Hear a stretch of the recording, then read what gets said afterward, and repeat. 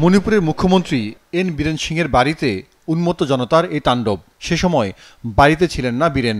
শুধু মুখ্যমন্ত্রী নয়, আরও দুই মন্ত্রী বাড়িতেও তাণ্ডব চালায় বিক্ষুব্ধ জনতা। কুকি জনগোষ্ঠীর অস্ত্রধারীদের হাতে মেয়েতি নারী শিশু অপহরণ এবং খুনের বিচার চেয়ে রাজ্যে বিক্ষোভ চলছে। পরিস্থিতি নাগালের বাইরে চলে যায় গতকাল বিকেলেই। এরপরই রাজধানী ইম্ফলে কারফিউ জারি করে সরকার। বিক্ষোভ তারপরও থামেনি। পরবর্তীতে পশ্চিম ও পূর্ব ইম্ফল, বিষ্ণুপুর সহ মোট ৭ জেলায় ইন্টারনেট সংযোগ বিচ্ছিন্ন করে দেওয়া হয়। সেনাবাহিনী এবং আসাম রাইফেলসের জওয়ানদের এলাকায় মোতায়েন করা হয়েছে। আসাম সীমান্তবর্তী বিজিরামে গত সোমবার অস্ত্রধারীদের সাথে আইনশৃঙ্খলা বাহিনীর বন্দুকযুদ্ধ হয়। এতে নিহত হয় কুকি জনগোষ্ঠীর ১১ জন।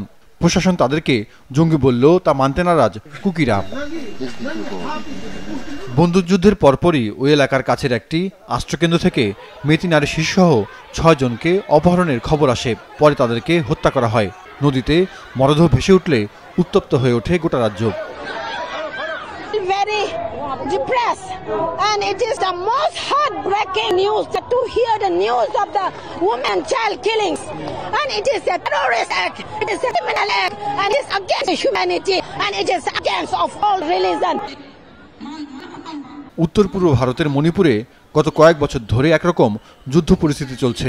৩২ লাখ জনসংখ্যার রাজ্যটিতে উপত্যকা এলাকা সংখ্যাগরিষ্ঠ হিন্দু মেইতে এবং পাহাড় জাতিগোষ্ঠী কুকি অধ্যুষিত।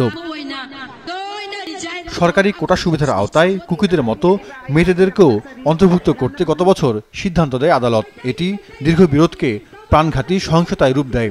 চলমান সংঘর্ষে গত এক বছরে অন্তত ২৫০ মানুষ নিহত এবং বাস্তুচ্যুত হয়েছে ৬০,০০০।